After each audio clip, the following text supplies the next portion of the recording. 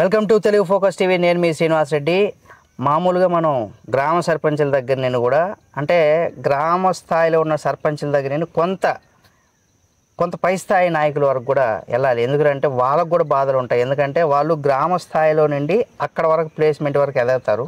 వాళ్ళకు కూడా కష్టాలు ఉంటాయి. వాళ్ళ కష్టాలను కూడా మనం తెలుసుకుందాం. వాళ్ళు ఏమేం చేశారు. అట్లా మనకేంటంటే టైగర్ కృష్ణ అన్న అంటే ఆయనకి ఈ పేరు చెప్తేనే అందరూ గుర్తుపడతారు.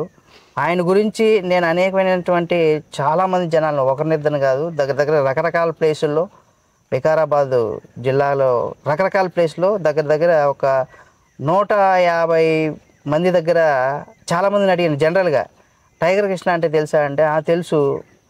ఏంటి ఆయన గురించి ఏమంటారు ఒక మాటలో చెప్పానంటే ఏం చెప్పారు అనే విషయాలు కనుక చూస్తే నిజంగా మీరందరూ షాక్ అవుతారు. ఆయన అందరూ అనుకున్నట్టు మంచోడా చెడ్డోడా అసలు వాళ్ళు ఏం చెప్పారు అన్నని అడిగి ఆయన చెప్పే మాటలకి జనాలు నాకు చెప్పిన మాటలు కంపేర్ చేసుకొని తెలుసుకుందాం. అన్న నమస్తే. అన్న నమస్తే. అన్న నమస్తే. సీనన్న నమస్తే. అయితే మాకేమంటే జనరల్గా మేము సర్పంచులు చేసుకున్నప్పుడు ఈ సర్పంచ్ కొద్దిగా ఎదిగిన తర్వాత ఎంపీటీసీ జడ్పీటీ ఇట్లా వెళ్తూ ఉంటారు. మిమ్మల్ని ఎక్కడ పోయిన సర్పంచులు చేసిన తర్వాత కొంతమంది కొన్ని పేర్లు చెప్తూ ఉంటారు. ఆ రకంగా మిమ్మల్ని కూడా ఇంటర్వ్యూ చేయాలనిపించింది. సరే ఆ రకంగా ఏంటంటే ఫస్ట్ మీరు మంచి టైగర్ కృష్ణ అంటే మీ ఇంటి పేరుకి టైగర్ కృష్ణకి ఏంటి ఎందుకు ఆ పేరు వచ్చింది అంటారు? అన్న నా పేరు భూముల్ల కృష్ణయ్య. నా ఒరిజినల్ పేరు. మాది మర్పల్లి మండలం వీర్లపల్లి గ్రామం నాది. మేమంతా కూడా మా మధ్యతరగతి రైతు కుటుంబం నుండి వచ్చినండి. అదే మరి మధ్యతరగతి నుండి వచ్చినటువంటి మీరు భూముల్ల కృష్ణయ్య మీరు టైగర్ కృష్ణగా ఎందుకు మారాల్సి వచ్చింది? అంటే మీరు ఎక్కడ చూసినా రౌడీ యోజన చేస్తారు? లేదన్న. అంటే అన్న ఇప్పుడు మీరు చెప్పేది అని నేను దగ్గర 150 మంది మీ గురించి అడిగాను కాబట్టి నాకు అక్కడ మ్యాచ్ అవ్వాలి. మీరు చెప్పింది జనాలు చెప్పింది ఓకేనా కాదా అనేది 100% మాదే పేరులోనే ఉంటుంది తెలుగు ఫోకస్ టీవీ. మేము ఫోకస్ చేసేది ఏంటంటే మీలో ఉన్నటువంటి నిజాన్ని ప్రజల దగ్గర తెలుసుకున్న నిజాన్ని కంపేర్ చేస్తాం. ఓకే 100కి 100 ఉన్నాయా, 100కి 90 ఉన్నాయా, లేదా 100కి 50 ఉందని కంపేర్ చేస్తాం. ఇప్పుడు మీరు చెప్పేది చాలా మంది చూస్తారు. నాకు ఇచ్చే మాటల్లో ప్రజలు కూడా చేస్తారు. నాకు ఆ 150 మంది చెప్పినటువంటి వాటితో నాకు మ్యాచ్ అవ్వాలి. ఆ రకంగా చెప్పండి. మీరు టైగర్ కృష్ణ అని పేరు రావడానికి కారణం అన్న? టైగర్ కృష్ణ అనేది ఏంటంటే నేను కమ్యూనిస్ట్ బ్యాక్గ్రౌండ్ లో వచ్చినన్నా. కమ్యూనిస్ట్ బ్యాక్గ్రౌండ్ లో వచ్చినా ఏదున్నా సూటిగా మాట్లాడే అలవాటు నాకు. ఎవరైనా తప్పు చేస్తే నేను క్షమించను. తప్పు చేస్తే తప్పుని తప్పే అని చెప్తే అది నేను చేసిన నా కుటుంబంలో నేను నా పిల్లలు చేసిన తప్పు ఎవరు చేసినా తప్పు అంట. ఏదైనా కూడా నాకు సూటిగా మాట్లాడి ఏదైనా తప్పు చేస్తే నిలదీసే ఒక అంటే అలవాటు ఉంది. దానివల్ల ప్రజలు ఏంటంటే కృష్ణ పట్టుకుంటే ఇడువాడు, ఆయన ఏదన్నా కూడా ఒక పులిలాగా చేస్తాడు, భయపడాడు ఎవరికి అనేది ఒకటి ఉంది. దానివల్లనే ప్రజలు ఏంటంటే ఏది చేసినా పులిలాగా ఉంటాడు మనిషి. నా గిడ్డం జర గంభీరంగా కూడా ఉంటాము. దానివల్ల కూడా ఏంటంటే ఏదో నన్ను చూస్తే ఏదో నిజంగా టైగర్ అంటే ఏదో రౌడీజం చేసిండ్రు, ఏదో మడ్డలు కేసులు అని ఉంటుంది. కానీ నేను టైగర్ అంటే చాలా సౌమ్యంగా ఉంటాను. సరే ప్రజలు ఎందుకు చెప్పారో మరి నాకు ఏం చెప్పారో తెలియదు. కానీ నేనైతే ఎవరిని ఇప్పటిదాకా ఏమన్నది లేదన్నా. నేను చాలా ప్రజాసేవ చేసుకుంటూ ఉంటామన్నా. ప్రజలలో తిరుగుతాము. నాకు ప్రజలు ఇచ్చిన బిరుదు అన్న. ప్రేమతోని ప్రజలు కృష్ణ టైగర్ అని అంటారు అంతే. అంతకన్నా ఏం లేదన్న, వేరే ఉద్దేశం లేదు. అయితే ఆడియన్స్ నిజంగా ఇది నిజమా కాదు నేను చెప్తాను. అన్న చెప్పాడు కదా ఈ 150 మందిని అంటే రకరకాల ప్లేసులు అడిగా. జనరల్గా అంటే చాలామంది కొంతమంది ఏంటంటే కొత్తగా షాపులు పెట్టుకున్న వాళ్ళు కూడా అడిగా. వాళ్ళు ఏమంటారంటే తెలుసన్నా అన్నారు. అంటే ఏంటి మనిషి ఎలా అంటాడు అంటే జనరల్గా మనం అంటే మనం ఈ కెమెరాలు ఏం తీసుకోపోలేదని మనకు అన్న ఎక్కడేదో టైగర్ కృష్ణ అంటన్నా ఏందో ఆయన పెద్ద దందాలు చేస్తాడంట అనేసి అడిగా. ఈ 150 మందిని ఎలా అడిగితే ఈ 150 మందిలో నేను ఒక్కొక్క పాయింట్కి ఒక్కొక్కరు ఏమేమి చెప్పారు చెప్తాను. అయితే కొత్తగా షాప్ పెట్టుకున్న అతన్ని అడిగితే అతను ఏమన్నానంటే వికారాబాద్ ఊర్లో అన్న నిజంగా ఆయన నాకు షాప్ పెట్టించడంలో ఏదైనా ప్రాబ్లం వచ్చినా పోతూ తమ్ముడు బాగున్నావా అన్న బాగున్నావు అనేసి పలకరిస్తా పోతాడు. ఆయన పని ఏది పోయేటప్పుడు మనం పలకరించాల్సిన పని మేమేదో పనిలో ఉండి చేసుకుంటూ ఉంటాం. కాకపోతే ఏ రోజు కూడా మా దగ్గర నుండి అయితే రూపాయి తీసుకోలేదని అతను చెప్పాడు. సరే మిగతాగా 149 మందికి సంబంధించి కూడా వాళ్ళు చెప్పినటువంటి ఔచిత్యం. సరే మీరు కమ్యూనిస్ట్ భావాలతో ఉన్న వ్యక్తి రాజకీయాల్లో రాణించడం అంటే మామూలుగా కొంత కష్టం. ఎందుకంటే ముక్కుసూటితనం ఏదైతే ఉంటుందో అది ఎప్పుడు కూడా ఇతరులకు నచ్చదు. మరి అలాంటప్పుడు మీరు రాజకీయంలో దగ్గర నేను ఎంక్వైరీ చేసిన దాని ప్రకారం 20 సంవత్సరాల పైగా ప్రజాసేవ జీవితంలో ఉన్నారు. అంటే మీకు ప్రజల దగ్గర నుండి మద్దతు ఏందని నేను కనుక్కున్నా. ప్రజల మద్దతు మీకు తెలిసి ఎలా ఉందనుకుంటున్నారు? నేను విద్యార్థి లీడర్గా వచ్చినన్నా, ఎస్ఎఫ్ఐ లీడర్గా పనిచేసిన, నేను స్కూల్ లీడర్గా ఉంటే కాలేజీలో లీడర్, జిల్లా ప్రెసిడెంట్గా చేసిన, రాష్ట్ర ఉపాధ్యక్షుని, చాలా సంఘాలలో నేను 14 సంవత్సరాలు విద్యార్థి సంఘంలో పనిచేసిన యూనివర్సిటీ స్థాయిలో. ఉద్యమంలో కూడా మీరు కీలకమైనటువంటి నేను తెలంగాణ ఉద్యమంలో కూడా నేను ఏమైందంటే అప్పుడు 2010లో మేమంతా జాయిన్ అయినాము. అప్పటికే ఉర్రుతలు ఊగుతున్న తెలంగాణ ఉద్యమం కేసీఆర్ నాయకత్వంలో బాగా జరుగుతుంది. మేము కూడా పాల్గొనాలి, తెలంగాణ కోసం పనిచేయాలనే ఒక ఉద్దేశంతో, ఈ ప్రాంతీయ అభిమానంతో మేము కూడా సిపిఎం పార్టీకి రాజీనామా చేసి, నాతో పాటు విజయ్, నా ఫ్రెండ్ విజయ్ ఉంటాడు, ఎంపీటీసీ మాదిరెడ్డిపల్లి, చేవెళ్ళ నారాయణ ఉంటాడు, మాకు విజయ్ అనే ఆయన గురించి, ఆయన కూడా మీ ఫ్రెండ్స్ ఆయన చాలా షాకింగ్ నిజాలు చెప్పాడు మీ గురించి, కాబట్టి మీరు జాగ్రత్తగా చెప్పాలి. నన్ను అయితే ముగ్గురం కలిసి జాయిన్ అయినాం. అట్లా వెళ్ళి పార్టీకి వచ్చినామన్నా కేసీఆర్ గారి నాయకత్వంలో, కేటీఆర్ గారి నాయకత్వంలో, అప్పుడు మాకు చంద్రశేఖర్ గారు ఉన్నారు, ఎక్స్ మినిస్టర్, తన నాయకత్వంలో పనిచేసినామన్నా. అనంతరం తర్వాత ఎంపీ విశ్వేశ్వరరెడ్డి గారు మా పార్టీలో ఉంటే తనతో పాటు నేను చాలా సన్నిహితంగా ఉన్నా. తర్వాత అనంతరం మా ఎమ్మెల్యే సంజీవరావు గారు, వీళ్ళంతా కూడా పనిచేసిన. మొన్న కూడా మా ఆనంద్ అన్న, డాక్టర్ ఆనంద్ అన్న నాయకత్వం కూడా పనిచేసినాం. మొత్తానికి అన్న మేము ఎక్కడ కూడా అంటే సోషల్ సర్వీస్ చేసినాం, ప్రజాసేవ చేసినాం తప్ప ఎక్కడ ఎవరికి ఇబ్బంది పెట్టేది లేదు. కమ్యూనిస్ట్ బ్యాక్గ్రౌండ్లో వచ్చినా మీకు ఇబ్బందులు పడడం తప్ప ఎవరికి పెట్టింది లేదన్న. అయితే మీరేందో ఒక గాంధీలో ఎన్టీఆర్ బొమ్మ దగ్గర అనేసి ఏదో ఛాలెంజ్ చేశారు, ఏంటది? అన్న ఏం లేదు, నన్ను చాలా మంది ఏంటంటే కొంతమంది, నేను మా తాన కొంతమంది మా ఎమ్మెల్యేలను మోసం చేసి అది చేసి డబ్బులు తీసుకొని ఇబ్బందులు పెట్టారు. దానిలో నన్ను కూడా ఏంటంటే మీరు కూడా డబ్బులు తీసుకున్నారు, మీరు కూడా లొంగిపోయినరు అనేది వచ్చింది. వాళ్ళ లీడర్స్ అన్నారు, నువ్వు డబ్బులు తీసుకున్నావు అనే దాని మీద అన్నప్పుడు నేను నిజాయితీ ఉన్నాం కాబట్టి నేనేం చేసినంటే, ఎవరన్నా డబ్బులు మీరు తీసుకున్నారు అనేది నేను ప్రూవ్ చేస్తా, కానీ నేను తీసుకున్నట్టుగా మీరు ప్రూవ్ చేస్తే నేను ఎన్టీఆర్, మా వికారాబాద్ చౌరస్తా అనేది ఎన్టీఆర్ చౌరస్తా, మెయిన్ చౌరస్తా, నేను ఎన్టీఆర్ చౌరస్తాలో ఉరేసుకుంటా అని చెప్పి ఛాలెంజ్ చేసిన. వాస్తవం అదే. ఎందుకంటే ఇది చాలా అట్లా ఓపెన్ ఛాలెంజ్ చేయడం, ఇప్పుడు కూడా ఇది మాటకు మీరు కట్టుబడి ఉంటారు ఎవరైనా నిరూపిస్తే? తప్పకుండా కట్టుబడి ఉంటామన్నా. ఎవరైనా సరే ఒకవేళ రాజకీయంగా మీరు దెబ్బతీయాలనుకుంటే, అంటే మీరు సూసైడ్ చేసుకోవాల్సిన అంత ఇది లేదు, కానీ రాజకీయంగా కృష్ణన్నని దెబ్బతీయాలనుకుంటే ప్రతిపక్షంగా ఉన్న నాయకులు ఆయన ఎక్కడైనా డబ్బులు తీసుకున్నా నిరూపించండి, రాజకీయ సన్యాసం కూడా చేస్తారు. తప్పకుండా ఓపెన్ ఛాలెంజ్. అటు అంటే అన్న బీఆర్ఎస్ పార్టీకి అంటే కరుడు కట్టినటువంటి నేరస్తులు అని చెప్తా ఉంటారు కదా, అన్నట్లా బీఆర్ఎస్ పార్టీ కరుడు కట్టినటువంటి అభిమానిగా ఉన్నారు. అంటే పార్టీలో కొనసాగుతూ సేవ చేసుకుంటూ పోతున్నారు. అయితే మీకు ఏం పదవులు లేకపోయినా మీరు ప్రజాసేవ చేయాలంటే రాజకీయంగా మీరు ఎదగాలనే ఒక ఉద్దేశమా, లేకపోతే ఏంటి? అన్న నాకు ఒకటి ఏముందంటే, నేను ఎక్కడ చేసినా పర్ఫెక్ట్ చేయాలనేది నాకు ఉందన్న. నేను దాదాపు 23 సంవత్సరాలు సిపిఎం పార్టీలో పనిచేసిన, నిజాయితీగా ఉన్నా. నేను టీఆర్ఎస్లోకి వచ్చినాక కూడా నాతో పాటు చంద్రశేఖర్ గారు, నేను చంద్రశేఖర్ గారి కోసం వచ్చిన, ఆయన వెళ్ళిపోయిండు కాంగ్రెస్లకు, నేను పోలేదన్న. తదనంతరం విశ్వేశ్వరరెడ్డి గారు చాలా గొప్ప నాయకుడు, ఆయన కూడా ఇప్పుడు బీజేపీ ఎంపీగా గెలిచిండు. తను ఇక్కడ మాకు టీఆర్ఎస్ ఎంపీగా ఉండే, తన వెనకాల ఉన్న ఆయన అయితే కూడా పోలేను. నిజాయితీ అనేది నేను పార్టీ కోసమే కట్టుబడి ఉన్నా. మా పార్టీలో కూడా చాలా మంది ఇక్కడ స్థానిక ఎమ్మెల్యే వైఖరి నచ్చక వెళ్ళిపోయారు, కాంగ్రెస్ లో పోయారు, బీజేపీలో పోయారు. నేను మాత్రం పోలేదన్న. నేను నిక్కచ్చిగా పార్టీ కోసం ఉన్నా. కేసీఆర్ గారు, కేటీఆర్ గారు ఉన్న రోజులు కూడా ఖచ్చితంగా బీఆర్ఎస్ పార్టీకే పనిచేస్తా అని చెప్పిన.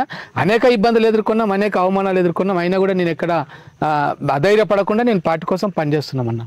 అయితే ఇంకోటి, ఈ మధ్యలో మీరు అంటే కేసీఆర్ గారు, కేటీఆర్ గారి మధ్య వీళ్ళందరూ కొంతమంది లీడర్స్ని ఎక్కడైతే ఓడిపోయిన చోట్ల కొంతమంది మీలాంటి నాయకుల్ని పిలిచి మీటింగ్ పెట్టినప్పుడు ఏంది మీరు ముఖం మీదనే చెప్పారంటే కేసీఆర్ గారు, కేటీఆర్ గారికి అన్న చెప్పినామన్నా. అది నిజం కూడా. వికారాబాద్ లో మీటింగ్ కానీ హైదరాబాద్ లో కానీ అడిగినప్పుడు ఒకటే చెప్పినాం, ఏంటంటే లోపాలు ఏంటి ఉన్నాయో మనం సరిదిద్దుకోవాలి పార్టీగా. మనకు ఏమైందంటే కింది స్థాయిలో ఎమ్మెల్యేల అహంకారం బాగా వచ్చి కొంత అవినీతి అక్రమాల కొద్ది అక్కడక్కడ పాల్పడ్డారు. వాళ్ళ మీద తీవ్ర వ్యతిరేకత, కొంతమంది లోకల్ లీడర్ల మీద వ్యతిరేకత వచ్చి ఓడిపోయినామని చెప్పినామనైతే వాస్తవం అన్న. చెప్పినాం మనం ఇంకా కూడా భవిష్యత్తులో కూడా అధికారంతో పాటు పార్టీ కూడా విలువేయాలి, పార్టీ నాయకులకు విలువేయాలని చెప్పడం జరిగింది. ఉద్యమకారులకు, సీనియర్లకు కూడా విలువేయాలని చెప్పి మేము పార్టీ దృష్టికి తీసుకెళ్లడం జరిగిందన్న. పార్టీ కూడా అధిష్టానం కూడా తప్పకుండా భవిష్యత్తులో అట్లాంటివి చూద్దాం. కొన్ని పొరపాట్లు జరిగింది, వాస్తవానికి కూడా కొన్ని పొరపాట్లు భవిష్యత్తులో జరగకుండా చూడాలనేది మాత్రం కేటీఆర్ గారు మా దృష్టికి తీసుకొచ్చారండి. ఓకే. అయితే ఇంకోటి, మీరు ఇప్పటి వరకు దగ్గర దగ్గర 20 సంవత్సరాల పైచిలకు ప్రజాసేవలో ఉన్నారు అన్న కానీ ఇప్పటి వరకు ఎందుకు ఏ పదవి మీకు లేకుండా పోయింది అంటే రాజకీయంగా? అన్న ఒకటి ఉంది, నేను చాలా సర్వీసులు చేసిన. ఇప్పుడు అనేక సంఘాలకు నేను లీడర్గా ఉన్నా, అనేక కార్మిక ఉద్యోగ సంఘాలకు కూడా సపోర్ట్ చేసిన. ప్రజలకు కూడా అద్దమ్మ రాత్రి వచ్చినా ఇప్పుడు కూడా మేము పోతామన్నా. ఏ సమస్య వచ్చినా, హాస్పిటల్ సమస్యలు వచ్చినా, పాము గడిచినాయన్నా, పోలీస్ కేసులు ఉన్నాయన్నా, రెవెన్యూ కేసులు ఉన్నాయి, ఏదున్నా కూడా ప్రజలు మా దగ్గరకు వస్తే ఖచ్చితంగా వాళ్ళకి సహాయం చేస్తున్నాం. ఇప్పటి వరకు కూడా మేము ఏంటంటే, నాకేముందంటే ఇక మనము ఆర్థికంగా కొద్దిగా వెనుకబడతానం అనేది మాకు ఉంది. కొద్దిగా నేను కమ్యూనిస్ట్ పార్టీలో పనిచేసినా ఎక్కడ కూడా డబ్బులు తీసుకోవాలి, సంపాదించుకోవాలనే కాన్సెప్ట్లో లేకుంటే, ఇప్పుడు ఈ ఎన్నికలకు వచ్చిన తర్వాత మాకు అర్థమవుతుంది బూర్జువా రాజకీయాలకి కమ్యూనిస్ట్ రాజకీయాలకు చాలా తేడా ఉంటుంది. కమ్యూనిస్ట్ రాజకీయాలకు రూపాయి అవసరం లేదు, ఇంట్లోకి వచ్చినాక డబ్బులే ప్రధానంగా ముందుకు వస్తూ ఉన్నాయి. కాబట్టి ఖచ్చితంగా డబ్బులు లేకపోవడం వల్లనే నేను కొంత సెట్ బ్యాక్ అయినా. నేను మాకు ఇంతకుముందు గెలిచిన సంజీవరావు గారు కానీ, మన పక్క చేవెళ్ళ యాదన్న అని చాలా మంచి వ్యక్తి, వాళ్ళంతా కూడా పేదోళ్ళే గెలిచిర్రు. ఎవరు డబ్బులు పెట్టుకోలే. కాకపోతే ఏంటంటే ఇప్పుడు వాతావరణం అట్లాంటిది వస్తుంది, డబ్బులు BRTU రాష్ట్ర ఉపాధ్యక్షుడు ఉన్నారు, ఉమర్ రంగారెడ్డి జిల్లా ప్రెసిడెంట్ గా ఉన్నాం. మరి దానికి ఎలా మీరు రావడానికి గల కారణం ఏంటంటే ఇన్నేళ్ళ మీరు ప్రజాసేవ చేయడమా, అందరి మద్దతుతో రావడమా? అన్న ఏమైందంటే కమ్యూనిస్ట్ పార్టీలో ట్రేడ్ యూనియన్ చూసిన నేను, విద్యార్థి యువజన సంఘాలు, కార్మిక ఉద్యోగ సంఘాలు చూసిన తర్వాత మేము కేసీఆర్ గారి సమక్షంలో 2010లో జాయిన్ అయినాం. మార్చి 21 నాడు జాయిన్ అయితే నాతో పాటు నారాయణ, విజయ్ ప్లస్ ఇంకో 16 మంది కమ్యూనిస్ట్ పార్టీలో ఓల్డ్ టైమర్లు, అంటే జీవితాలు త్యాగం చేసేవాళ్ళు. తర్వాత కొద్ది 700 మంది సభ్యులు. ఈ ప్రాంతం పశ్చిమ ప్రాంతం, వికారాబాద్ అంటే రంగారెడ్డి జిల్లా, మొయినాబాద్ నుండి ఇక్కడ వచ్చే ప్రాంతం అంతా కూడా పశ్చిమ ప్రాంతం. 18 మండలాలు ఉంటాయి. 18 మండలాల నుండి కూడా జాయిన్ అయినాం. అంటే మీరు ఒకప్పట్లో ఏంటంటే కేసీఆర్ గారు చెప్పారు లెక్కలు, ఫలానా జిల్లాలో ఇన్ని మండలాలు, ఇన్ని గ్రామాలు ఉన్నాయనేసి ఆయన నోటితో చెప్పేవాళ్ళు లెక్కలు. సేమ్ మీరు కూడా 18 మండలాలు పోయి ఈ లెక్కలు అంటే ఆయన్ని చూసి మీరు నేర్చుకున్నారేంది? అన్న కేసీఆర్ గారు నిజంగా ఆదర్శం అన్న మాకు. కేసీఆర్ గారు ఆయన మేధావి, కేసీఆర్ గారు ఒక నాయకుడు, ఆయన ఒక లెజెండరీ. ఆయనకున్న మెమోరీ పవర్ బహుశా నాకు తెలిసి ఏ లీడర్కి ఉండకపోవచ్చు అనుకుంటున్నా నేను. కేసీఆర్ గారు మాకు కేటీఆర్ గారే ఆదర్శం అన్న. వాస్తవానికి కూడా వాళ్ళు చాలా డైనామిక్ లీడర్ కేటీఆర్ గారు. కేటీఆర్ గారు మాకు చాలా ఇన్స్పిరేషన్. కేసీఆర్ గారు ఆదర్శం అయినప్పటికీ కేటీఆర్ గారు మాకు ఇన్స్పిరేషన్. వాళ్ళ వల్లనే పార్టీలో మేము ఉండాలి. వాళ్ళంతా ఫైటర్స్ అన్న, తెలంగాణ కోసం పనిచేశారు. తెలంగాణ సాధించడంలో చాలా కీలక పాత్ర వాళ్ళది ఉన్నది. అందులో మేము కూడా ఉడతాభక్తిగా మేము ఉద్యమాలు ఈ ప్రాంతంలో చేసినామన్న, జిల్లాలో కూడా. అయితే ఇంకోటి, మీరు ఇంత స్వామి భక్తితో ఉండి మీకు ఎందుకు మరి కేసీఆర్ గారు గుర్తించలేదు? నేను ఏమనుకుంటున్నా, మొన్న పిలిచి మాట్లాడిర్రు ఎన్నికల ముందు, అంతకు ముందు కూడా పిలిచిర్రన్నా, మీకు భవిష్యత్తులో ఫ్యూచర్ ఉంది, మీకు అన్ని మంచిగా చేస్తాం, ఒకసారి అవకాశం ఇయ్యి. మేము పోటీలో ఉన్నా, ఎమ్మెల్యేగా 2014లో ఉన్నా, 19లో ఉన్నా. అప్పుడు సంజీవరావు గారు అప్పుడు కూడా మేము చాలా మట్టుకు పోయినాం, భవన్కి పోయినాం, మాట్లాడినాం. అప్పుడు కూడా పిలిచి మాట్లాడిన వద్దు, నేను నామినేషన్ వేసినాక పార్టీ పిలిచి మాట్లాడి నీకు మంచి పొజిషన్లు ఉంచుతామని చెప్పి నన్ను విత్డ్రా చేయించారు. తర్వాత 2000 మొన్న కూడా పార్టీ ఏంటంటే వద్దు గొడవలు అయితే ఎందుకు, మనకి ఇప్పుడున్న పరిస్థితులలో కాంగ్రెస్ కు మనకి చాలా తీవ్ర పోటీ ఉంది, మీరు కూడా విత్డ్రాగండి, ఆనంద్కు మళ్ళీ ఇస్తున్నాం టికెట్ అని చెప్పి ఆనంద్ గారికి సెకండ్ టైం సిట్టింగ్లకు ఇస్తున్నామని పార్టీ చెప్పింది కేసీఆర్ గారు. కాబట్టి అందులో భాగంగానే సిట్టింగ్లకు ఇచ్చారన్న. మొన్న మార్చింటే మేము, ఒకవేళ నాకు ఇస్తే నేను అనుకుంటున్నా 30-40 వేల మెజార్టీతో గెలుచుతోంది. ప్రజలలో మంచి ఆదరణ ఉందన్న, నాయకులు కూడా మంచిగా ఆదరిస్తారు. ఓకే అన్న. ఇంకోటి ఏంటంటే, ఇప్పుడు మీరు రాజకీయంగా వెళ్తున్నారు అన్న, మీరు ఎంతో స్వామి భక్తితో ఉన్నారు. అంటే బీఆర్ఎస్ పార్టీ, అటు కేసీఆర్ గారు, ఇటు కేటీఆర్ గారి మీద స్వామి భక్తిలో ఉన్నారు. జనరల్గా ఏంటంటారు రాజకీయాల నాయకులు కానీ ఎవరైనా సరే, మనోడే అతనికి ఈగిపోయినా పర్లేదు, మనకే ఉంటాడు, ఎందుకంటే మనం అంటే మంచి అభిమానం, అతనికి ఈగిపోయినా పర్లేదు అనేసి అనుకున్నప్పుడు మీకు ఇవ్వకపోతే అటు మిమ్మల్ని క్యాచ్ చేస్తారు. రాజకీయాల్లో ఏంటంటే ప్రతిపక్షాలు ఎప్పుడు కూడా ఒక ప్రజాసేవ చేసే నాయకుడి వైపు మొగ్గు చూపుతాయి. అటు మీకు బీఆర్ఎస్ సీట్ కనుక ఈసారి రాబోయే ఎన్నికలు ఇవ్వకుండా కాంగ్రెస్ కనుక మీకు ఆఫర్ చేసిన, లేదా బీజేపీ ఆఫర్ చేసిన, అటు వెళ్ళే అవకాశం ఉందా? అన్న చేసిరు వాస్తవానికి. మాకు మొన్న కూడా నేషనల్ లెవెల్లో పోస్ట్ ఇస్తాం, మీకు ఇన్ఛార్జ్ ఇస్తాం, రావాలని కూడా అడిగిన పార్టీలు ఉన్నాయి. కానీ నేనేందంటే, నేను పార్టీ ఉన్నన్ని రోజులు ఒకటే పార్టీలు ఉండాలి, పార్టీలు మారొద్దు అనేది డిసైడ్ అయినామన్నా. నాకు ఒక విశ్వాసం ఉంది, రేపు భవిష్యత్తు మళ్ళీ టీఆర్ఎస్ పార్టీదే, కేసీఆర్ గారి నాయకత్వంలోనే మళ్ళీ పార్టీ అభివృద్ధి అవుతుంది. కేటీఆర్ గారు ఇక మిగతా నాయకులందరూ కూడా, అన్న కార్యకర్తలు ఎవరు పోలే పార్టీలో, వేరే పార్టీలకు వెళ్ళి వచ్చిన వాళ్ళే వెళ్ళిపోయారు తప్ప, నిజమైన ఉద్యమకారులు సీనియర్ నాయకులు అందరూ కూడా పార్టీని నిలబెట్టుకొని ఈరోజు టీఆర్ఎస్ పార్టీ బలంగా ఉందన్న. కోపాలతోని వ్యక్తిగతంగా వ్యక్తుల మీద కోపాలతో కొంతమందితో వేరే పార్టీలకు వేసి గెలిపించుంటారు మొన్న కానీ మా పార్టీ బలమైన పార్టీ. ఇప్పుడు కూడా అన్న ఓటింగ్ శాతం చాలా ఉంది వికారాబాద్ కానీ జిల్లాలో కూడా. కానీ గతంలో 4 గెలిచినామన్నా, 4కి 4 గెలిచినాం మేము. కరెక్టే. ఇప్పుడు నేనని ఇది ఏంటంటే మీరు నా పాయింట్ చెప్పలేదు. ఇప్పుడు కేసీఆర్ గారు కేటీఆర్ గారు మీకు మంచి సాన్నిహిత్యం ఉంది, మీకు ఈసారి మీకు ఇస్తామనేసి చెప్తారు. అక్కడ రాజకీయ పరిస్థితుల కారణంగా మీకు కాకుండా వేరే వాళ్ళకి ఇప్పుడు 2 times ఎలా అయితే ఇచ్చారో 3rd time కూడా ఇస్తే మీరు పార్టీలో కొనసాగకుండా వేరే పార్టీ ఆల్రెడీ మంచి ఓట్ బ్యాంక్ ఉన్న నాయకుడిని ఏ పార్టీ కూడా వదులుకోదు. కానీ మీతో కంపేర్ చేసుకున్నప్పుడు ఫైనాన్షియల్గా కొద్దిగా బాగా ఉన్న వాళ్ళకి మీ సపోర్ట్ చేసి మళ్ళీ ఈసారి గెలిపించమని అంటే మీరు ఇప్పటికీ 20 సంవత్సరాల పైచీలకు పనిచేస్తున్నారు. మీలాంటి వాళ్ళని గుర్తించకపోవడమే ప్రధానంగా బీఆర్ఎస్ పార్టీ ఓడిపోవడానికి ఒక కారణంగా కూడా మా సర్వేలో మాకు చాలా చోట్ల మేము చెప్పారన్నమాట. కార్యకర్తలని గ్రామ స్థాయిలో ఉన్న వాళ్ళని కూడా బీఆర్ఎస్ పార్టీ పట్టించుకోలేదు, అందుకే ఓడిపోయింది అనేది ఉంది. ఈ రకంగా ఉన్నప్పుడు మీరు స్వామి భక్తితో ఉంటే 100% అది పార్టీకి చాలా నష్టం. అంటే మీరు స్వామి భక్తితో ఉండడం వల్ల పార్టీకి నష్టం కాదు, మీలాంటి వాళ్ళని గుర్తించి అవకాశం ఇవ్వకపోవడం వల్ల 100% కేసీఆర్ గారికి కానీ లేదా కేటీఆర్ గారు ఎవరున్నా బీఆర్ఎస్ పార్టీకి ఎవరున్నా కానీ అటువంటి వాళ్ళకి నష్టం. మేమేమనుకుంటున్నామంటే అన్న, నా వరకు పార్టీ గుర్తిస్తేనేమో పార్టీ కోసం మేము ఏదైనా త్యాగం చేయనీకున్నాం. గుర్తింపు లేనప్పుడు మనం ఎందుకు ఆలోచన చేస్తాం, అది వేరు. కానీ అప్పటిదాకా అయితే నేనేమనుకుంటున్నా అంటే రాదని అనుకుంటున్నాను. ఎందుకంటే కేసీఆర్ గారికి నేనంటే ఏందో తెలుసు, కేసీఆర్ గారు కూడా కేటీఆర్ గారు కూడా నేను తెలుసు. కృష్ణయ్య ఏంది వికారాబాద్ లో ఏం చేస్తాడు ఈయన అనేది తెలుసు, ఇలా బలం ఏందో కూడా తెలుసు. స్థానిక నాయకులు మొన్న కేటీఆర్ గారు బాగా మీరు మీ సమర్థత, మీకు ఎంత ఓట్ బ్యాంక్ ఉంది, మీరు చక్రం తిప్పగలరా లేదనేసి ఇక్కడ ఉన్న ప్రజలు చూసిరు కదా, ఎన్నికలలో చూసిరు కదా రిజల్ట్. మనకేముందో ఏం లేదో ప్రజలలో అర్థమైపోయింది. అదే అయితే ఇక్కడ ఏంటంటే కేసీఆర్ గారు కేటీఆర్ గారు మీకు ఇవ్వాలనే ఉంటారు, కానీ స్థానికంగా ఉన్న వాళ్ళు మీకు అడ్డుపడతారు. అలాంటప్పుడు మీరు ఎలా అధిగమించి అక్కడ పార్టీ పెద్దల్ని అంటే కేసీఆర్ గారిని కానీ కేటీఆర్ కానీ ఎలా ఒప్పించగలుగుతారు అన్న? నేను అనుకుంటున్నా ఏంటంటే స్థానికంగా ఉన్న నాయకులకు నేను ఏందో తెలుసు అన్న, నన్ను వ్యతిరేకిస్తారని అయితే అనుకోవట్లేదు. అంటే మామూలుగా మొహమ్మద్ మీరు చెప్తున్నారు, మీరు అలా చెప్పారు కాబట్టి మీరు చాలా మందికి వ్యతిరేకంగా ఉండొచ్చు. అందరూ మీలాగా ఉండరు కదా, మొహం మీద అయితే అయింది లేకపోతే లేదు అనే మెంటాలిటీ అందరికి ఉండదు, కోతులు తీస్తారు. అందుకే మీరు 20 సంవత్సరాల పైచీలకు ఉన్నా కానీ మీరు ఎందుకు ఇప్పటి వరకు ఒక మంచి పదవికి వెళ్ళలేదు, ఎమ్మెల్యే స్థాయికి వెళ్ళాల్సిన క్యాండిడేట్కి మీరు ఎందుకు ఇక్కడే ఉన్నారంటే మీ వెనకాన కోతులు తీస్తారు, ఎవరు డైరెక్ట్గా రారు కదా. కాబట్టి అటువంటి వాళ్ళని కూడా మీరు దృష్టిలో పెట్టుకొని వెళ్ళాలని అన్న. నేనైతే అందరినీ కలుపుకుపోవాలని ఆలోచనలో ఉన్నాము. భవిష్యత్తులో ఖచ్చితంగా కలుపుకొని పోతాం. పార్టీ కోసం పనిచేస్తున్నాం, అంతా ఐక్యంగా ఉండి పనిచేస్తాం. గతంలో ఉన్న వాళ్ళు వాళ్ళకి రాజకీయ అనుభవం లేకపోవడం, అందరినీ కలుపుకోకపోవడం, ప్లస్ అహంకారపూరితంగా వ్యవహరించడం, డబ్బు సంపాదించుకోవాలని ఒక ప్రధాన ఉద్దేశంతో ఉన్నందుకు ప్రజలు ఓడగొట్టారు.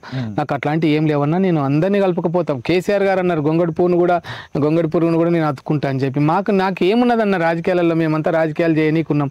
ప్రజలలో ఖచ్చితంగా ఉంటాం, ప్రజలు ఆదరిస్తారు. నా నాయకత్వం అయితే మా వికారాబాద్ లో ఎవరు కూడా నన్ను వ్యతిరేకిస్తారని అయితే అనుకోవట్లేదు. అందరికీ నేను ప్రేమతోనే ఉన్నా, వాళ్ళు కూడా నాకు ప్రేమపూర్వకంగానే ఉన్నారు. బాధపడుతున్నారు, మొన్న మీకు టికెట్ వచ్చింటే బాగుండే అన్న, మనం తప్పు జరిగింది, లేకుంటే మన సీటు మనం ముందు కాపాడుకునేటోళ్ళం అనేది అందరు ఇప్పుడు కూడా సర్పంచులు ఎంపీటీసీలు చాలా మంది బాధపడుతున్నారు. ఓకే, అది ఇప్పుడు మేము సర్పంచులు చేసినప్పుడు చాలా మంది రెఫర్ చేస్తేనే మిమ్మల్ని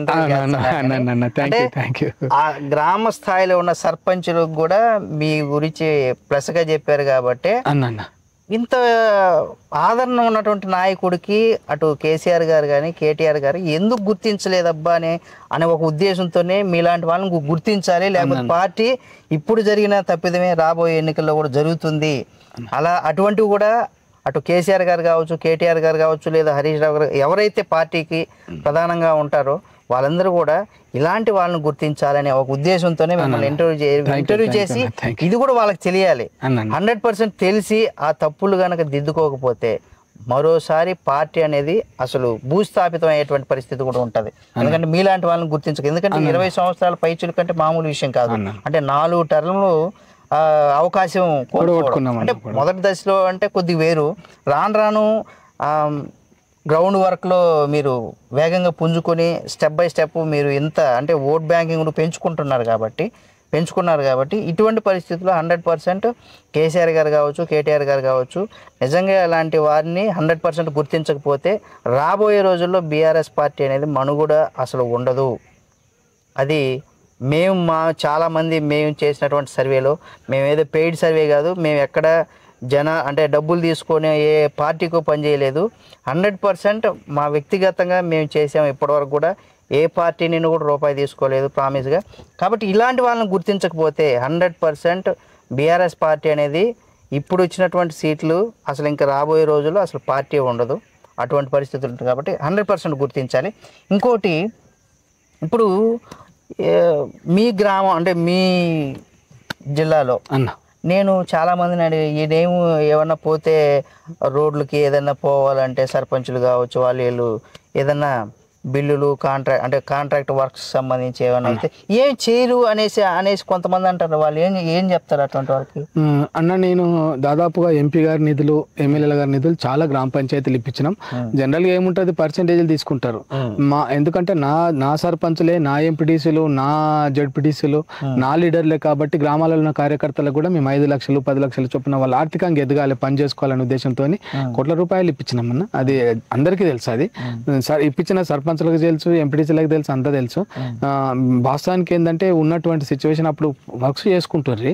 మేము ఎక్కడ కూడా ఎవరితో కూడా ఇప్పుడు మీరు చెప్పినట్టుగానే ఎవరితో కూడా 10 రూపాయలు తీసుకున్నది లేదు. వాళ్ళ దగ్గర మేము అడిగింది కూడా లేదు, అడగం కూడా. ఏదైనా ఉంటే వాళ్ళకి సాయం చేసిన తప్ప అడగలేదు. ఎందుకంటే మేము ఈ స్థాయిలో ఉండి ఎవరి దగ్గర 1 రూపాయి తీసుకున్నటువంటి పరిస్థితి లేదు, తీసుకోము కూడా భవిష్యత్తులో కూడా లేదు. ఇది వాస్తవం ఫ్రెండ్స్, ఈ మాట నిజమే. ఎందుకంటే నేను అడిగినప్పుడు సర్పంచులు ఏం చెప్పారంటే, అన్న మాకు మామూలుగా సెంట్రల్ గవర్నమెంట్ నిధులతో ఎక్కువ నిధులు అవుతాయి, అయితే స్టేట్ గవర్నమెంట్ నిధులు కూడా కొన్ని పెండింగ్లో ఉన్నప్పుడు కూడా దాంట్లో ఈయన సర్కిల్ చాలామంది ఏదైనా ఒక పని చేస్తే నాకేంటి అనే ఒక ధోరణిలో ఉంటారు.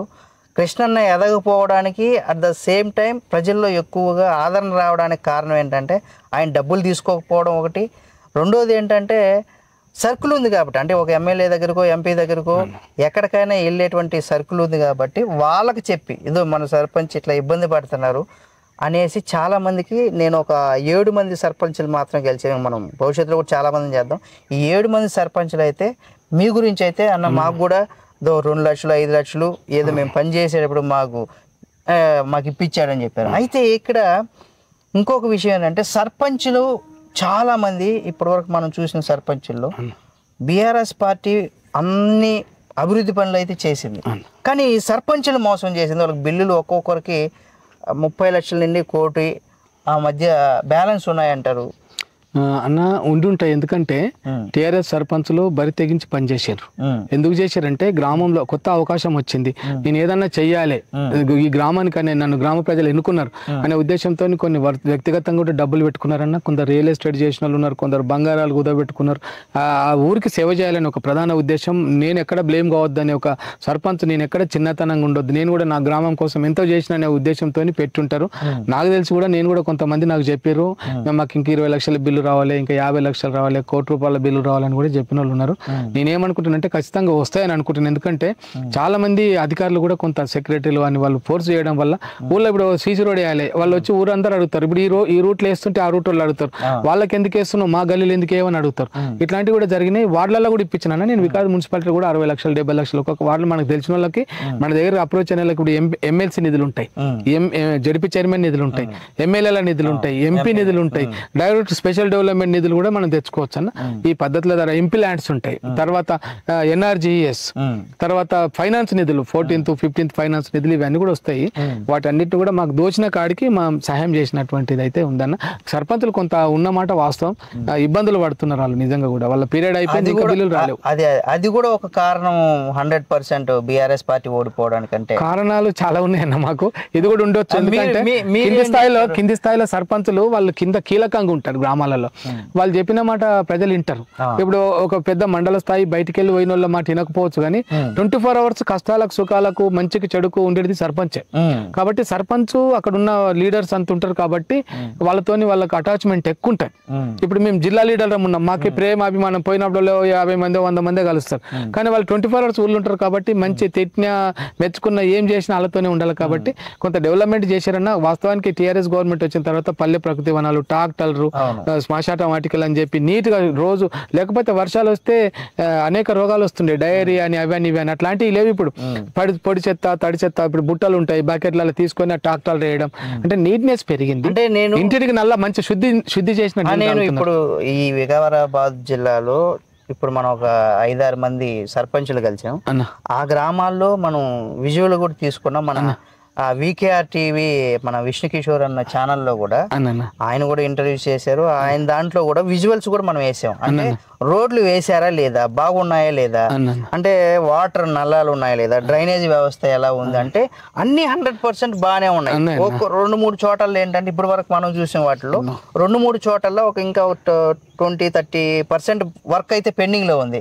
కాకపోతే వాళ్ళని అడిగినప్పుడు ఏమంటారు, మాకు బిల్లులు రాలేదు, మేము ఇప్పుడు అప్పులు చేసి మా పరిస్థితి ఏంటంటే ఇంకా సూసైడే మా దిక్కు అన్నట్టుగా ఉంది అనే ఒక ధోరణిలో కూడా చెప్పుకొచ్చారు. అంటే అభివృద్ధి చేశారు కానీ గ్రామ స్థాయిలో ఉన్నటువంటి సర్పంచుల్ని మోసం చేశారు అనే ఒక భావన అయితే సర్పంచుల్లో ఉంది.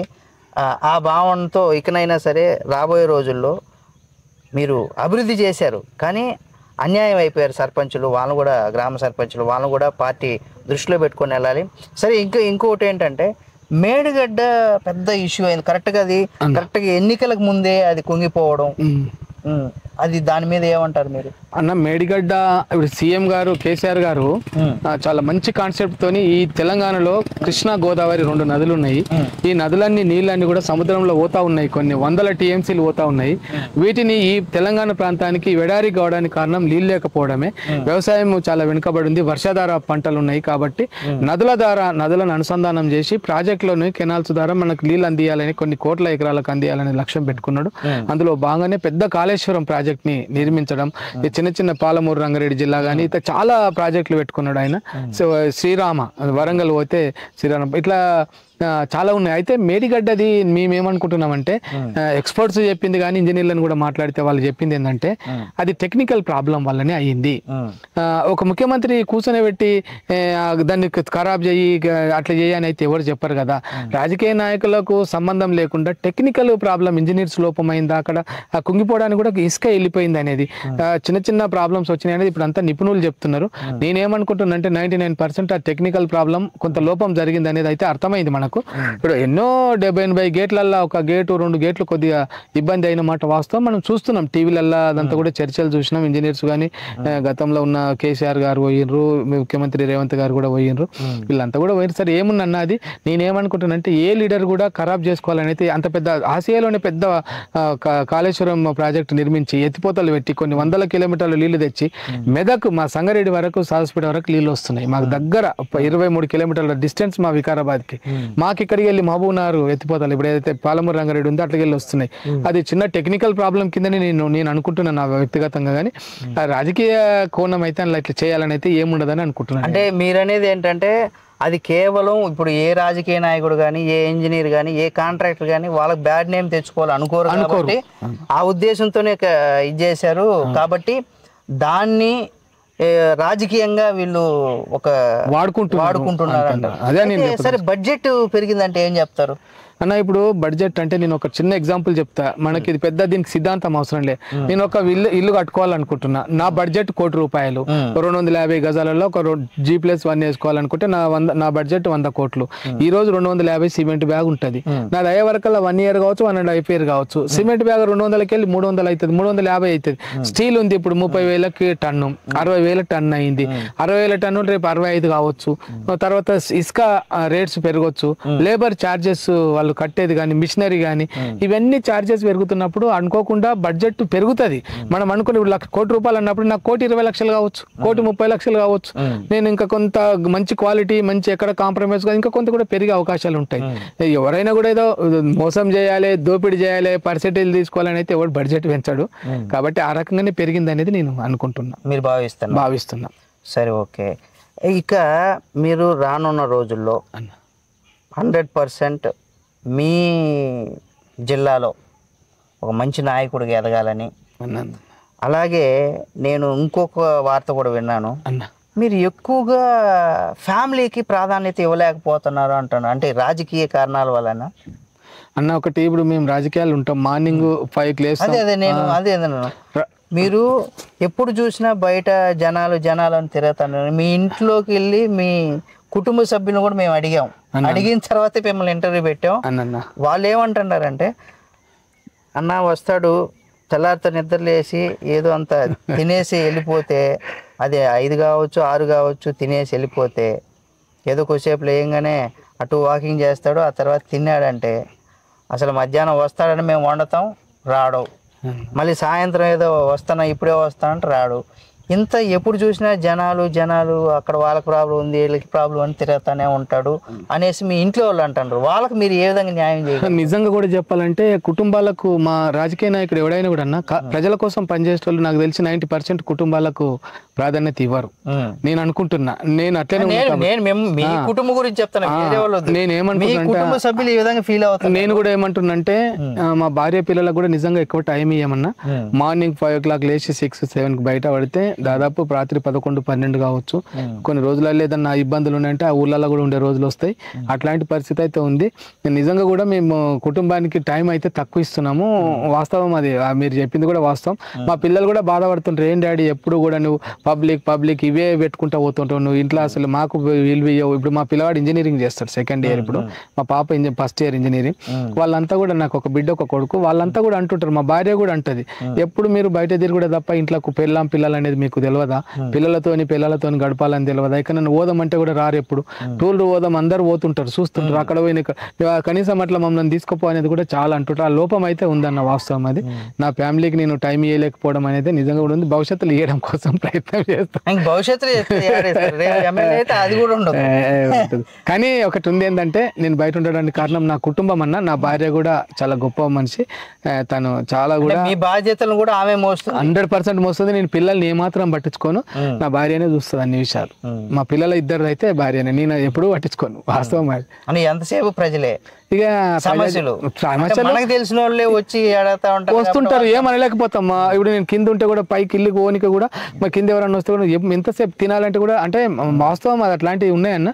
ఎప్పుడు పోతామో తెలియదు, ఎప్పుడు వస్తామో తెలియదు. ఇది నిజమే. నేను నా వ్యక్తిగతంగా కూడా నేను అది దీన్ని ఒప్పుకుంటున్నాను ఈ మాట. ఎందుకంటే చాలా మందిని నేను గమనించాను.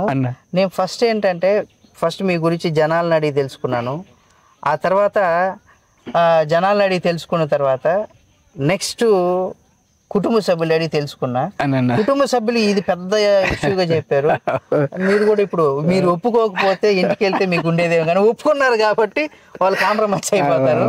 రెండోది ఏంటంటే, ప్రజా జీవితంలో ఉన్నప్పుడు 100% అటు కొంత ఫ్యామిలీకి కూడా మనం కేటాయించాలి, ఆ రకంగా కూడా ఉండాలి. ఏది ఏమైనా మీరు కేసీఆర్ గారికి, అంటే మా ఛానల్ తరపున నేను కేసీఆర్ గారికి కావచ్చు, లేదా కేటీఆర్ గారికి కావచ్చు, లేదా హరీష్ రావు గారికి, ఎవరైతే పార్టీలో కీలకంగా పెద్దలుగా ఉన్నారో వాళ్ళకైతే ఇది 100% చెప్తున్నాను. ఇటువంటి నాయకుడిని కానీ వదులుకుంటే, నేను వికారాబాద్ జిల్లాలో చాలా ప్లేసులు, మాకు ఎవరు డబ్బులు ఇచ్చింది ఏం లేదు, కానీ చాలా ప్లేసులు తిరిగిన తర్వాత ఇటువంటి ఒక నాయకుడిని కనుక రాబోయే రోజుల్లో కేసీఆర్ గారు కానీ వదులుకుంటే 100% ఇది రాసి పెట్టుకోవచ్చు. బీఆర్ఎస్ పార్టీకి ఇక్కడ ఈ సీట్ 100% ఓడిపోతుందని మాత్రం రాసి పెట్టుకోవచ్చు. కాబట్టి తప్పనిసరిగా మీరైతే గుర్తించాలి ఇటువంటి నాయకుడిని. ఆల్రెడీ మీ గురించి ఆయనైతే 100% ఫేవర్గానే ఉన్నాడు, కానీ ఇప్పుడు ఒకవేళ వేరే పార్టీ ఇస్తే కూడా నేను ఈ పార్టీలోనే ఉన్నాను అనేసి అంటున్నాడు. కాబట్టి ఈగిపోయినా పర్లేదు, మన కృష్ణనే కదా, మనం చెప్తే వింటాడు అనుకుంటే మాత్రం ఘోర తప్పిదం. 100% ఈ సీట్ని అయితే బీఆర్ఎస్ పార్టీ అయితే వదులుకోవాల్సినటువంటి పరిస్థితి అయితే ఉంటుంది. కాబట్టి కేసీఆర్ గారు కావచ్చు, లేదా కేటీఆర్ గారు కావచ్చు, మీకున్నటువంటిది ఆల్రెడీ మీరు సర్వేలు చేయించుకుంటే సర్వే సంస్థలు ఏం చేస్తాయంటే, మనకి డబ్బులు ఇచ్చాం వాళ్ళకి ఫేవర్గా చేయాలి, మీకు అట్లా చేసుకుంటారు. కానీ మేము 100% గ్రౌండ్ లెవెల్లో నేను చూసాం. ఇటువంటి నాయకుని కనుక వదులుకుంటే వికారాబాద్ సీటు ఏదైతే ఉందో, మన కృష్ణన్న ఇప్పుడు ఉన్నటువంటి ఆయన సర్కులు, అంటే ప్రజలకు ఏం చేశాడు ఏమని మేము గ్రౌండ్ లెవెల్లో చాలా ఇది చేసాం. ఆ రకంగా చూస్తే ఇటువంటి వ్యక్తిని కనుక వదులుకుంటే 100కి 4 సార్లు ఎందుకు చెప్తున్నా అంటే, బీఆర్ఎస్ పార్టీ 100% గెలవాలంటే ఇటువంటి వారికి సీట్ ఇవ్వాలి, ఉద్యమకారులను గుర్తించాలి. అనేక తప్పిదాలు కూడా ఉన్నాయి. ఓవరాల్గా ఏంటంటే, కేసీఆర్ గారు ఓడిపోవడానికి అంటే బ్రీఫ్గా చెప్పండి 4 ముక్కల్లో. అన్న, కేసీఆర్ గారు చాలా గొప్ప నాయకుడు. ఇంకోటి కూడా మిమ్మల్ని ఎందుకు చెప్పమంటే, మీకున్నటువంటి టైగర్ కృష్ణ పేరు ఏదైతే ఉందో అంటే ఆ ముక్కు సూటితనంతోనే చెప్పాలి, ఇక్కడ స్వామి భక్తి కాదు. ఎందుకంటే ఎప్పుడైతే మీరు తప్పుడు విషయాలు చెప్తారో పార్టీ కూడా అదే అనుకుంటారు. ఎప్పుడైతే మీరు ముక్కుసూటిగా చెప్తారో అదే మనకి పెద్దలు కూడా చెప్తుంటారు, నిజం ఎప్పుడు చేదుగా ఉంటుంది, అబద్ధం తీయగా ఉంటుంది అనేసి. నిజం తెలుసుకుంటే రేపు భవిష్యత్తు బాగుంటుంది. మీరు చెప్పేటువంటి గ్రౌండ్ లెవెల్లో నిజం ఇప్పుడు అది పార్టీకి ఇప్పుడు ఏంది మన కృష్ణ మన పార్టీకి వ్యతిరేకంగా చెప్తానని అనుకోవచ్చు, కానీ అది నిజం. అది తప్పిదం సరి చేసుకుంటే పార్టీ ముందుకెళ్తుంది. కాబట్టి దాన్ని బేస్ చేసుకుని మీరు నిజం చెప్పాలి అన్న. తప్పకుండా అన్న. మొన్న ఓటమికి కారణాలు పార్టీ విశ్లేషించింది, మేము కూడా విశ్లేషించినామన్నా. ప్రధానంగా ఏమైందంటే ఫస్ట్ పొరపాటు జరిగింది, కేసీఆర్ గారు ఎప్పుడు పొరపాటు చెయ్యరు, కానీ మొన్న వ్యతిరేకతను ఎమ్మెల్యేలను పసిగట్టలేకపోయిండు. నేను చేసిన పనే అభివృద్ధి కార్యక్రమాలే మమ్మల్ని గెలిపిస్తాయని ఒక ఫీలింగ్లో పార్టీ నాయకుడు అధినేత ఉన్నాడు. దానివల్ల ఎమ్మెల్యేల మీద వ్యతిరేకత కింద తీవ్ర స్థాయిలో ఉంది. ఎమ్మెల్యేల మీద వ్యతిరేకత, కొంతమంది నాయకుల మీద వ్యతిరేకతనే ఇది మాకు కొంప ముంచింది అనేది అయితే నేను భావిస్తున్నా. అది నిజం కూడా. ఇప్పుడు మా జిల్లాలో 4-4 ఓడిపోయినామన్నా. వికారాబాద్ జిల్లాలో కొంత వ్యతిరేకత కూడా కనిపించింది. అభివృద్ధి కేసీఆర్ చేసినప్పుడు ఇప్పుడు మా దగ్గర అయితే ఒక నిధులు తెచ్చి చేసింది లేదు మా వికారాబాద్లో, కాబట్టి దానివల్ల కూడా కొంత మాకు నష్టం జరిగింది అనేది ఉంది. ఇంకోటి రెండోది ఏంటంటే నేనేం భావిస్తున్నా అంటే పార్టీ కష్టపడేటోళ్ళను గుర్తించాలి. పార్టీ ఏం చేసింది కేసీఆర్ గారు అంటే ఎమ్మెల్యేల బేస్గానే పార్టీని నడిపించారు. ఎమ్మెల్యేల బేస్గా పార్టీ నడపడం వల్ల చాలా నష్టం జరిగింది. అట్లా కాకుండా పార్టీని సపరేట్ నడపాలి, ప్రజాప్రతినిధులను సపరేట్ నడపాలి. ఒకవేళ ప్రజాప్రతినిధుల మీద కోపం ఉన్నట్టుంటే పార్టీ పక్షాన ఉంటారు, పార్టీ మీద కోపం ఉన్నట్టుంటే ప్రజాప్రతినిధుల పక్షాన ఉంటారు. కాబట్టి ఈ రెండు పార్టీని దాన్ని సైమల్టేనియస్ గా ముందుకు తీసుకుపోవాల్సి ఉండింది. అలా కొంత జరిగింది. నిర్మాణ లోపాలు కూడా మాకు ఉన్నాయి. కాబట్టి అవి భవిష్యత్తులో కేసీఆర్ గారు కేటీఆర్ గారికి కొన్ని వందల మీటింగ్లలో చెప్పడం జరిగింది. అవి సరి చేసుకుంటారు అనేది అయితే మేము అనుకుంటున్నాం అన్న. భవిష్యత్తులో ఇట్లాంటి పొరపాట్లు జరగాయనేది అయితే అనుకుంటున్నాం. అంటే రేవంత్ రెడ్డి గెలవడానికి ఇవే కారణాలా? 200% మా అసమర్థతనే వాళ్ళకు ప్లస్ అయింది. మీ వ్యతిరేకత వాళ్ళకి ప్లస్, వ్యతిరేకతనే ప్లస్. కాంగ్రెస్ మీద ఏం ప్రేమ లేదు ప్రజలల్లా. కొన్ని మోసం చేశారు, మేము దాన్ని ప్రజగట్టెళ్ళి చెప్పలేకపోయినాం ప్రజలకు. ఇప్పుడు మేము చేసిన పనులు చాలా ఉన్నాయి. సంక్షేమ పథకాలు మా దేశంలో మా తెలంగాణలో ఉన్నట్టు ఎక్కడ లేవు మేము చేసిన పథకాలు. పెళ్లిలకు 1,116 ఎవరు ఇస్తారండి? కేసీఆర్ గారు ఇచ్చారు. షాది ముబారక్ అని అట్లా పెన్షన్లు 3,000. ఇప్పుడు పెద్ద కొడుకు అన్నారు అందరూ పెద్ద మనుషులు. తర్వాత కార్మికుల జీతాలు దేశంలో ఎక్కడ పెరగని కార్మికుల జీతాలు 30% PRC మనం ఇవ్వగలిగినాం.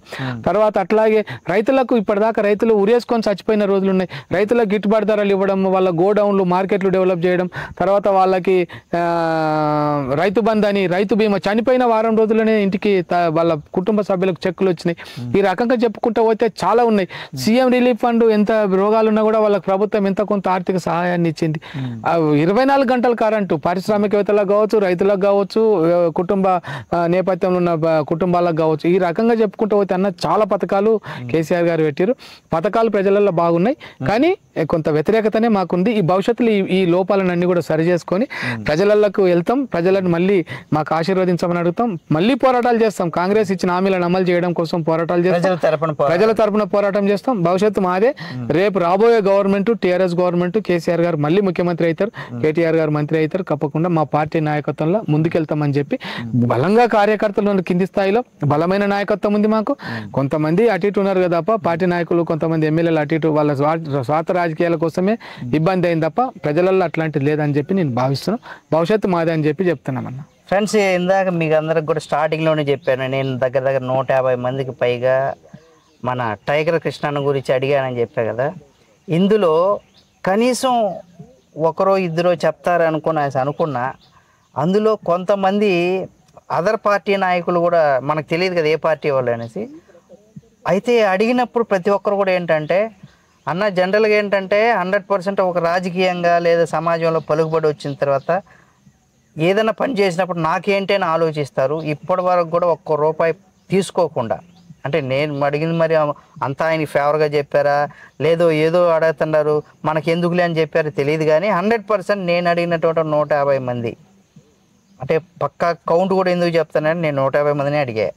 అంటే పోతూ ఉంటే షాప్ వాళ్ళని, ఒక 2-3 షాపులు, ఒక టీ కొట్టుని, ఇట్లా రకరకాల పర్సన్స్ని, మళ్ళీ సర్పంచుల్ని, ఆ గ్రామాల్లో ఉన్నటువంటి కొంతమంది వాళ్ళని అడిగితే ఏ ఒక్కరు కూడా ఆయన 100% ఎక్కడా కూడా కమిషన్లు తీసుకొని ఏదో రూపాయి తీసుకొని నీకు ఈ పని చేయిస్తున్నా కదా నాకేంటి అని ఎక్కడా కూడా తీసుకోలేదు అనేసి అన్నారు.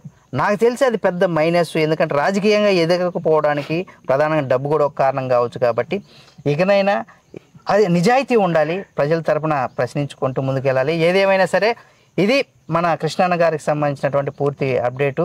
మరో నాయకులతో కూడా గ్రామాల్లో పోరాటం మరో నాయకుని గురించి చూస్తాం. మరో మంచి వీడియోతో మళ్ళీ మీ ముందుకు వస్తాం. తెలుగు ఫోకస్ అన్న నమస్తే అన్న. ఇంత దూరం వచ్చి మమ్మల్ని వికారాబాద్ ప్రాంతం హైదరాబాద్కి వెళ్ళి ఇంటర్వ్యూ చేసినందుకు మీకు ప్రత్యేకంగా ధన్యవాదాలు శ్రీనివాస్ రెడ్డి అన్న. మీరు చాలా మంది ఇంకా మీ టీవీ ఛానల్ ఇంకా బాగా అభివృద్ధి కావాలని, ఎక్కువ మంది సబ్స్క్రైబర్స్ అట్లా ఇంకా మరింత అభివృద్ధి కావాలని కోరుకుంటున్నాం అన్న. ధన్యవాదాలు అన్న. థ్యాంక్ యూ అన్న. Thank you very much.